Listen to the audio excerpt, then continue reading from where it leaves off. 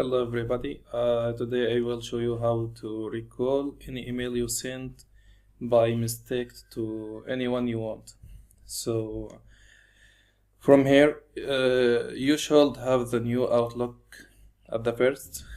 Then you should select from here the sent items, not inbox, sent items. Click on the email you sent.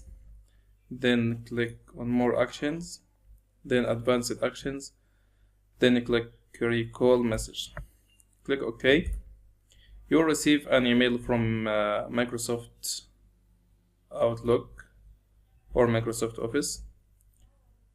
Here it is. It will give you a report telling you who seen your message and if you recalled it and nobody seen it. So you will find it in pending. After 1 minute or less you should to refresh it to see if it updated or not yet. Okay, let's check the pending. It transferred to recalled message or recalled emails. You will find it here.